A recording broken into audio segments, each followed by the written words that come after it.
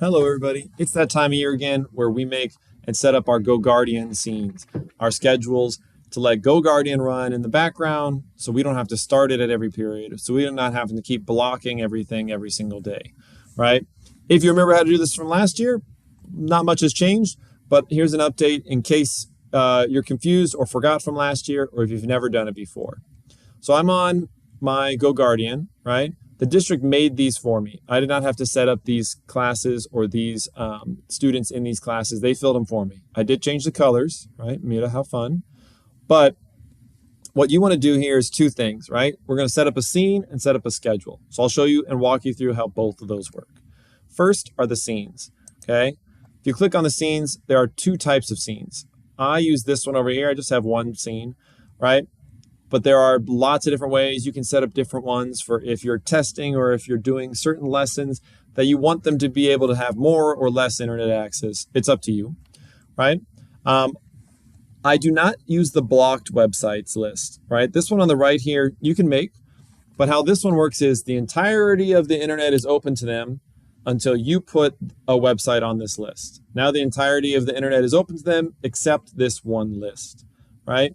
So if you put cool math games on there, they can go to anything except cool math games, right?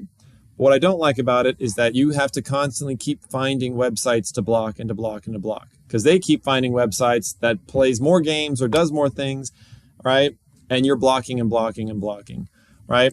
So I think that one is more work. This one I think is easier. It's the reverse. The entirety of the internet is blocked except a website I put on this list. So I'll look through here, right? And you can see Google Classroom's first example, right? If you want them on Google Classroom, we're able to access that. You put that on the allow list. And now anytime they open the Chromebook, the only thing they can go to is Google Classroom. And if there's more and more websites you want, you can add them more and more. And now look at this. I have 67, I didn't even plan that, websites that allow the students to go on them, right? So there's some math websites or calculator websites, ClassLink, right? Some Nearpod stuff, Google Drive things are all allowed in my class, right? YouTube, not going to be allowed. Just the regular Google homepage, not going to be allowed because I didn't put it on this list. Everything gets blocked. Cool math games or any other weird named math/gaming websites, right? All of those are blocked. I don't have to keep finding the new one that they find. It's blocked. Here's another really important thing, tab limits for students, right? I had a student last year who was very nice and showed me how he got around all the blocking in that if you open up a million tabs really quick, GoGuardian can't keep up. And so you've got 10 minutes to play on these games before GoGuardian finally blocks your millionth tab, right? So if you set a tab limit, it can be 5, 1 if you want to, right? Then you can, it'll not allow a kid to open a new tab to make 6 tabs. 5 will be the max, right? So it gets around that kind of cheating that student was doing. You save this, right? And we're going to come back and use that scene later. Feel free to add and change it as things go. Sometimes I do a new lesson and I'm like, hey, let's try this website. Everybody hop on. And everybody in my first period is immediately like, Mr. Copeland, it's blocked, it's blocked, it's blocked. And I'm like, oh, give me a second. I come back here and as they're in their session, I look at their session and it says, John has, his Chromebook blocked because of this. I go on and I can take the website he's on right now and add it to the scene as they're currently on it, right? And you can add it for just that day or you can add it for all of time and it goes back to your list in your lesson, right? And then from there, the rest of the periods, the rest of the day won't have any issue. It was just that, first group of kids in first period, right? So it's a living, breathing list. You can keep editing as you go. Now, the next thing is you want to set up schedules. I set all mine up for my first 6 periods, right? I'll do 7th period with you. If you click on one of your classes, there's a couple tabs here at the top. You want to go to settings, right? So for my first period, you can see there's a scheduling here and there's a default group, right? I already have my lesson time defaulted on here. And then if I go to my schedule, I already have my schedule for Monday, Tuesday, Thursday, Friday, right, with certain times, and Wednesday for a certain time. And that's going to repeat for the rest of the school year. So let's go to 7th period and show you how I set that up. All right, click on my 7th period. I go to settings. There's the default group.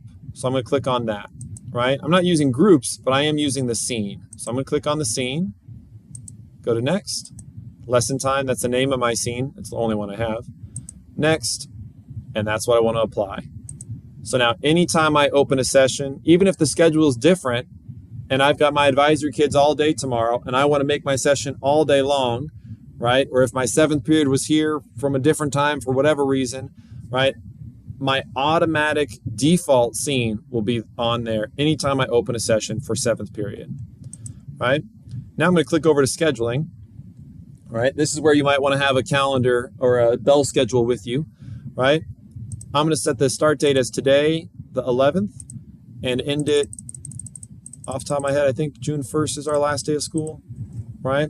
Select time. 7th period starts at 2:11. So I'm going to put 2:11 p.m. and it ends at 3 o'clock p.m., right? I do want to put that it repeats, right? I'm going to repeat it on a custom, and the days of the week show up. Monday, Tuesday, Thursday, Friday, and save, right? Now I'm set for 4 of the 5 days of the week, right? And they're on their schedule. Then I hit this link here for adding another schedule. Now it drops me down to another one. This one again, August 11th, June 1st. For Wednesdays, 7th period starts at 12:38 p.m. and it ends at 12, that's not right, ends at 1:15 p.m. Repeats, custom, Wednesday, right? That one's a little tedious to do for each one of your periods. I know I just did the first 6 and now the 7th. However, you do it once at the beginning of the year, you're set for the whole school year, right? Which is why I'm making this video, because we don't have to do it again, so we often forget, right?